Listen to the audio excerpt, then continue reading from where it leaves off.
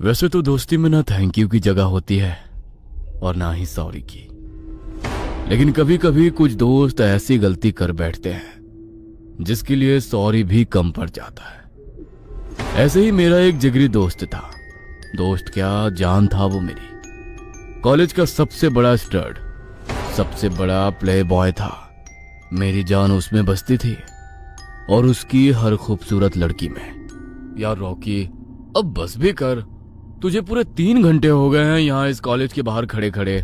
तू हर दिन किसी नए कॉलेज के बाहर जाकर खड़ा होता है। अरे क्या चाहिए मेरे भाई तुझे? अभी घर चल तू। क्या यार विनोद, ऐसी बोरिंग पर्सनालिटी के कारण ही तू अभी तक अपना खाता नहीं खोल पाया है। और मैं अभी घर नहीं जा सकता हूँ, मेरा शिकार अभी मिला नहीं है। यहाँ से कितनी सारी लड़कियां तो गुजर चुकी हैं। आखिर तुझे किसकी तलाश है भाई? कौन है वो खास लड़की? लड़की नहीं, मैं तो इस कॉलेज की एक टीचर को देखने आया हूँ। याद है जो पिछले हफ्ते हमारे कॉलेज में गेस्ट लेक्चर आई थी? तब से उसका दीवाना हो गया हूँ और इस इलाके के हर कॉलेज में उसे ढूंढ रहा हूँ, लेकिन अभी तक मिली नहीं है। हे भगवान, तू अब टीचर को भी नहीं छोड़ेगा क्या? Look at her age, I think वो 35 से कम नहीं थी। पुरानी शराब में जो नशा होता है वो ठंडी बियर से हो ही नहीं सकता। और ये बात वही समझ सकता है जिसे नशे की लत हो, और मुझे तो लत लग चुकी है मेरे भाई। ओए वो देख, आ गई। चल मैं जाता हूँ, बड़ी मुश्किल से हाथ लगी है। गेट से एक बेहद खूबसूरत कमसीन सी औरत बाहर आई। उसने लाल साड़ी पहनी हुई थी जो उसकी पतली कमर पर लिपट कर इतनी आकर्षक लग रही थी कि एक पल को मैं भी उसकी पसंद पर रश्क करने लगा। उस टीचर को देख रॉकी उसके पीछे वैसे ही दौड़ पड़ा जैसे शहद देखकर मक्खी जाती है। ये था रॉकी। उसकी कमजोरी थी खूबसूरत लड़कियां, या यूं कहूं औरतें। कहते हैं हर शौक की एक कीमत होती है, लेकिन क्या रॉकी को भी अपने इस शौक की कीमत अदा करनी पड़ेगी? अरे रॉकी, हॉर्न बजाना बंद कर यार, आ रहा हूं। रॉकी राठौड़ किसी का वेट नहीं करता मुन्ना, जरा जल्दी आ। ले आ गया, बड़ा आया रॉकी राठौड़। अब चल यहां से, वरना मम्मी चप्पल मार के भगाएगी दोनों को। हाँ हाँ ठीक है। उस दिन मैं भी हर शाम की तरह रॉकी के साथ घूमने निकला था, लेकिन मुझे नहीं पता था कि वो शाम आम नहीं होने वाली थी। रॉकी मुझे एक बढ़िया से कैफे में ले गया था। अब मैं ठहरा लड़का, इसलिए वहां जाने में मुझे थोड़ा संकोच हो रहा था। कुछ देर बाद हमारा ऑर्डर लेने के लिए एक वेट्रेस आई, जिसे देख मैं दंग रह गया। वो एकदम खूबसूरत लड़की थी। सफेद सूट में वो किसी अप्सरा से कम नहीं लग रही थी। उसने बाल बांधकर पोनी टेल बना रखी थी और उसके पास से फूलों की मदहोश कर देने वाली महक आ रही थी। सर, आपका ऑर्डर प्लीज। अबे बोलना, कहाँ खो गया है? तुझसे कहा तो था साले कि पार्टी मैं दे रहा हूँ, फिर भी सन्नाटे में पहुंच गया। अरे मैडम, आप ऐसा करो, 2 पेप्सी और छोले भटूरे ले आओ, इसका फ्यूज चला गया है। ठीक है sir. Anything else for you sir? लड़की ने मुस्कुराकर मुझे देखा तो मेरी बोलती बंद सी हो गई। No no thanks.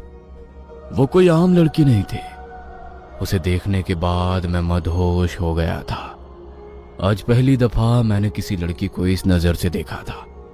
उसकी खुशबू जा ही नहीं रही थी मेरे मन से, और ये देखने के बाद रॉकी ने मेरी आंखों में महसूस कर ली थी। लगता है आज तुझे भी नशे की तलब लगी है। चलो शुक्र है ऊपर वाले का, मुझे तो लगा था कि तू अरे चुप कर यार रॉकी, वो सुन लेगी। अरे पहले जाकर उसका नाम तो पूछ। रॉकी ने मुझे नेहा की तरफ धक्का दिया और हड़बड़ाहट में पेप्सी मेरे शर्ट पर गिर गई। नेहा घबरा गई। सॉरी सॉरी, गलती से हो गया, मैं अभी साफ कर देती हूँ। बस प्यार हो गया मुझे नेहा से। मुझे अब दिन या रात उसके ख्याल में गुम रहना अच्छा लगता था। नेहा भी मुझे पसंद करने लगी थी। धीरे धीरे हम एक दूसरे के प्यार में डूबते गए। अब मैं रॉकी के साथ कम रहने लगा था। उसके साथ रहता तो बिना वजह लड़कियां देखनी पड़ती, और मेरी नेहा के होते हुए मुझे किसी और लड़की को देखना गवारा नहीं था। 1 साल ऐसे ही बीत गया। अरे ओ आशिक दीवाने, तू अभी तक नेहा का हाथ पकड़ कर ही घूम रहा है या बात कमर तक पहुंची है? बस कर यार रॉकी, नेहा को लेकर ऐसी बातें मत किया कर, मुझे पसंद नहीं है। और तेरी तरह हर रोज मुझे नई बोतल से नशा करने की आदत भी नहीं है। मुझे कोई जल्दी नहीं है। जल्दी कुछ कर, वरना कोई मेरा जैसा हैंडसम उसे ले जाएगा और तू मुंह ताकता रह जाएगा। तू और तेरी बकवास। अरे सब लड़कियां एक जैसी नहीं होती हैं, और मेरी नेहा वो तो हरगिज ऐसी नहीं है। उसे मुझसे प्यार है। तेरे जैसे लाख लड़के भी उसके आगे जाकर अपनी नाक रगड़े बिना तब भी वो भाव नहीं देगी, समझा? हट। मुझे रॉकी की बकवास बातें सुनकर गुस्सा आ गया था। उसकी घटिया बातें मुझे और नहीं सुननी पड़े, इसलिए मैं उठकर गुस्से में अपने घर चला गया।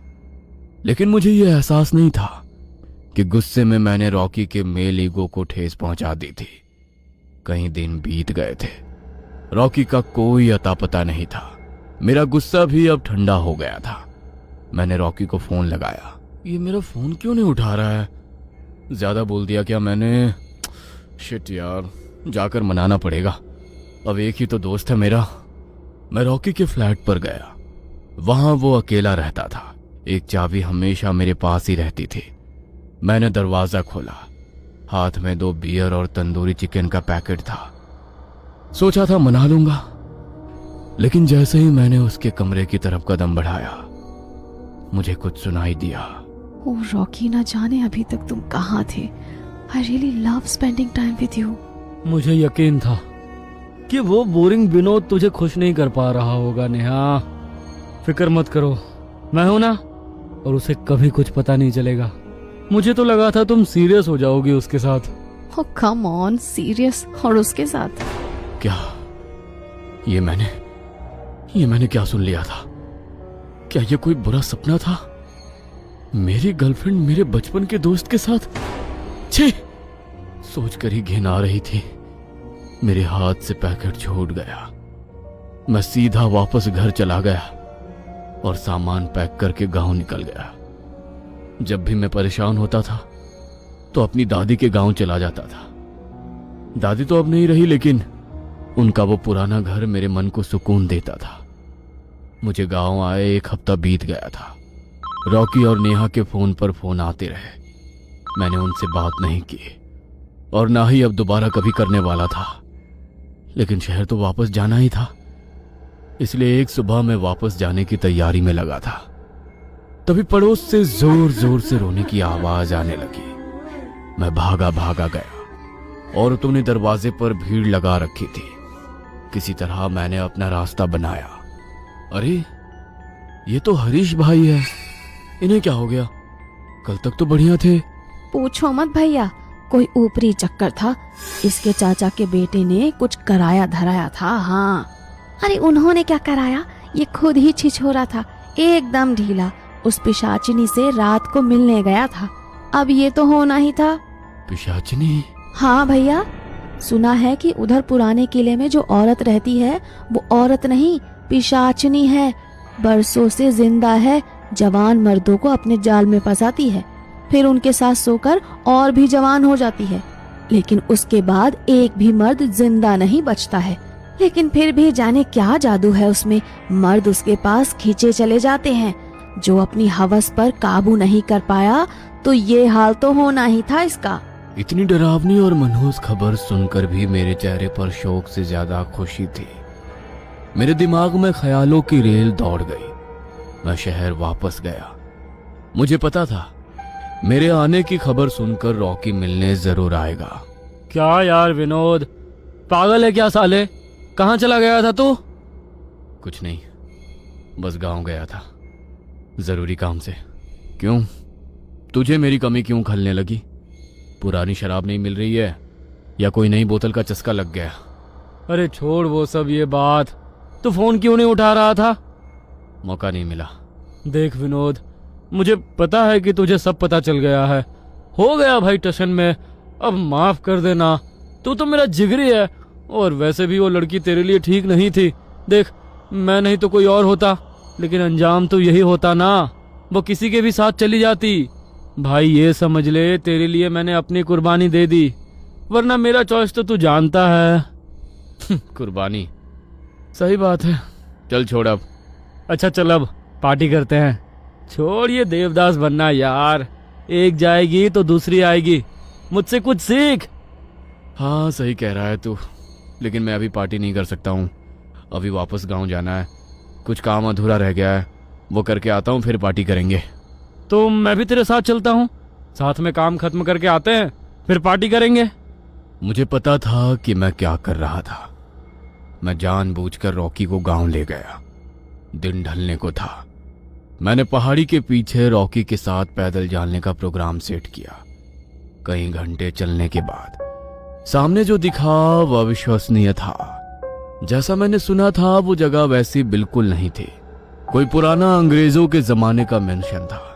बिल्डिंग थोड़ी बेरंग थी, लेकिन बाहर गार्डन बेहद खूबसूरत फूलों से लदा था। भाई यहाँ क्यों लाया है, वो भी इस वक्त? तेरा कौन रहता है यहाँ? भाई भूत बंगला तो नहीं है ना? मुझे चुड़ैल नहीं चलती है। तुझे पार्टी करनी थी ना रॉकी, इसलिए आया हूँ। ट्रैकिंग करने के बाद यहाँ पार्टी का मजा कुछ और है। ये सुनसान वीरान जगह है, यहाँ कोई हमें डिस्टर्ब नहीं करेगा। चल पैक बना। अरे वाह मेरे भाई, तू तो दिल टूटने के बाद एकदम गबरू हो गया है। मुझे पता होता तो मैं पहले ही तेरी बंदी के साथ चल देर आए दुरुस्त आए। रॉकी की बात सुनकर मेरा खून खौल गया। हमने पैग लेने शुरू किए। तभी अचानक से किसी औरत की पायल की आवाज सुनाई दी और इत्र की एक नशीली सी खुशबू हवाओं में फैल गई। मैं गंभीर हो गया। ये क्या? तूने तो कहा था ये जगह सुनसान है। भाई क्या बात है, क्या क्या जुगाड़ कर रखा है तूने। शहर की अंग्रेजी बहुत चखली, आज गांव की देसी। तूने आज तक अपनी तरफ से कितनी पार्टियां दी है मुझे? पहली बार मैं तुझे पार्टी दे रहा था तो भाई की पसंद का ख्याल रखना तो बनता है ना। वैसे ये हवेली एक औरत की है जो यहाँ अकेली रहती है। सुना है अक्सर अकेले मर्दों को यहाँ रात को पनाह मिलती है। मैंने सोचा अगर तू भी ट्राई करना चाहे। वैसे भी तेरे जैसा शिकारी कभी शिकार से चूक नहीं सकता। अरे सही है यार, लगता है आज पार्टी में मजा आएगा। लकी होने वाला हूं मैं। रॉकी ने एक के बाद एक कहीं पैक चढ़ाए और नशे में झूमता हुआ एक बोतल हाथ में उठाए बंगले के अंदर चला गया। मैंने रॉकी का पीछा किया और एक खिड़की की ओट से छिपकर खड़ा हो गया। अंदर हॉल में सीढ़ियां उतरते हुए एक करीब 30 साल की औरत नजर आई। वो काले रंग की झीनी साड़ी में लिपटी हुई थी, जिसमें से उसका सफेद बदन झलक रहा था। उसका रूप इतना सुहाना था कि कोई भी मर्द पल भर में फिदा हो जाए। उसके लंबे खुले बाल हवा में लहरा रहे थे। उसके सुर्ख लाल होठ और बड़ी बड़ी काजल लगी आंखें मदहोश करने के लिए काफी थी। उसकी पायल की छन छन पूरे किले में गूंज रही थी। ओहो, इतनी रात को यहाँ अकेली? डर नहीं लगता क्या? दरवाजा भी खुला रखा हुआ है। डर मुझे नहीं लगता, हाँ लेकिन लोग मुझसे डरते हैं। सोच लो, दरवाजा अभी खुला है, लेकिन एक बार मुझे तुम अच्छे लगे तो बंद भी हो सकता है। अभी जाना है तो जा सकते हो, उसके बाद मैं नहीं जानती कि क्या होगा तुम्हारे साथ। आखिरी शब्द कहते हुए वो औरत रॉकी के बेहद नजदीक आ गई थी। रॉकी तो मानो उसे देखकर बेकाबू हो गया था। उसकी आवाज सुनकर मेरी रीढ़ में ठंडक उतर गई, लेकिन रॉकी पर शराब का असर इतना था कि उसे कुछ समझ ही नहीं आ रहा था। इतनी खूबसूरत औरत से कोई डरता है क्या? आओ ना, हमारे साथ बैठो, कुछ जाम हो जाए, बाहर अंधेरा बहुत है। आपकी इनायत होगी तो रात को यहीं बसेरा कर लूंगा। क्यों नहीं, लेकिन ये वाली शराब नहीं, मैं लाती हूँ ना। आज मेरे साथ मेरी पसंद का नशा। वो औरत अंदर गई और एक बोतल लेकर धीरे धीरे आगे रॉकी की तरफ बढ़ी और मेरी सांसें अटक गई। ये वही थी, काम पिशाचनी, जिसके बारे में गांव की औरतों ने बताया था। उसने रॉकी के बहुत करीब जाकर उसके गाल को उंगलियों से छुआ। रॉकी के चेहरे पर अजीब सा नशा छा गया। बिन पिए झूमने लगे। अभी तो बहुत कुछ बाकी है। मैंने कब रोका है, शुरू करते हैं ना। औरत ने अपने हाथ से एक जाम रॉकी को पिलाया और उसे अपनी नशीली नजर से देखने लगी। तुम बहुत थके हुए लगते हो, आओ मेरे साथ, अब थोड़ा आराम कर लो। औरत आगे चलने लगी और उसके पीछे उसके सम्मोहन में फंसा रॉकी खींचता हुआ सीढ़ियां चढ़ने लगा। मैं जानता था कि वो अब कभी नहीं आएगा, लेकिन मेरे दिल में जरा भी रहम नहीं था।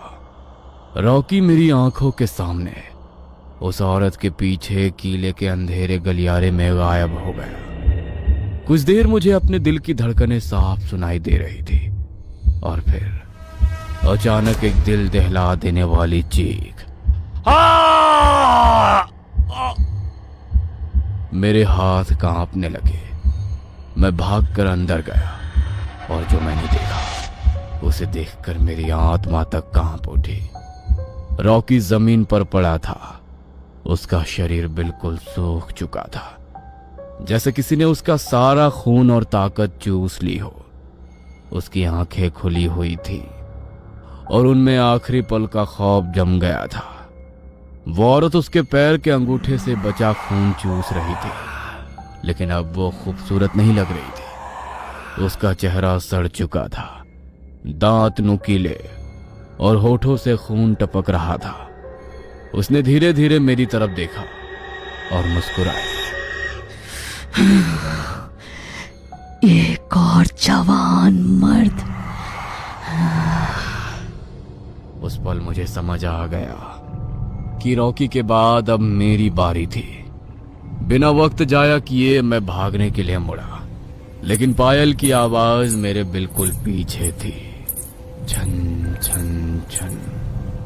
अचानक किसी ने मेरी कलाई पकड़ी। वो पकड़ इतनी ठंडी थी जैसे बर्फ। यहाँ जो आता है वो वापस नहीं जाता। ना जाने कहां से हिम्मत आई, मैंने पूरी ताकत से उसे धक्का दिया और भागता चला गया। पीछे मुड़कर देखने की हिम्मत नहीं हुई, लेकिन इससे पहले कि मैं उस हवेली का आखिरी दरवाजा पार करता, मुझे अपने सामने वही खौफनाक चेहरा नजर आया। अगले पल उसने अपना रूप बदला और वो पहले से अधिक सुंदर और कामुक नजर आने लगी। शराब मैंने भी पी रखी थी, लेकिन फिर भी उसके मादक रूप पर मेरी नीयत नहीं फिसली। उसने मेरे आगे चुटकी बजाई और जैसे मेरा नशा 100 गुना बढ़ गया। मुझे अगले पल एहसास हुआ मानो दुनिया में सिर्फ वो और मैं ही है। चारों ओर से फूलों की मनभावन महक आ रही थी और उसका रूप सौंदर्य मुझे अपनी ओर खींच रहा था। उसने आकर मेरी कमर में हाथ डाल दिया और मुझे लेकर हवेली में जाने लगी। अंदर जाकर, आज रात के लिए मैं सिर्फ तुम्हारी हूँ, अब बस इंतजार खत्म। उसने अपने होठ मेरे चेहरे की ओर बढ़ाए, लेकिन उस मदहोशी में भी मैं किसी पराई औरत को नहीं छू सका। मैंने अपने कदम पीछे हटा लिए। वो गुस्से में बिलबिला उठी। वो चाहकर भी अपने मंसूबे पूरे नहीं कर सकती थी, क्योंकि वो अपना शिकार उन्हीं मर्दों को बनाती थी जो उसके साथ कुछ गलत करने के लिए तैयार हो जाते थे। अगली सुबह जब होश आया, मैं खड़े होने की हालत में नहीं था। मेरा शरीर किसी 80 साल के बूढ़े की तरह हो गया था। मेरे मुंह से बोल भी नहीं फूट रहे थे। गांव के लोगों ने किसी तरह मुझे घर में पहुंचाया। मैं शायद पहला शख्स था जो उस हवेली से लौट कर आया था, लेकिन यह जिंदगी मौत से भी बदतर थी। गांव के लोगों के लिए वो रात एक पहेली बनकर रह गई, लेकिन मैं जानता था उस रात बदले की आग में 2 जिंदगियां जलकर खाक हो गई थी।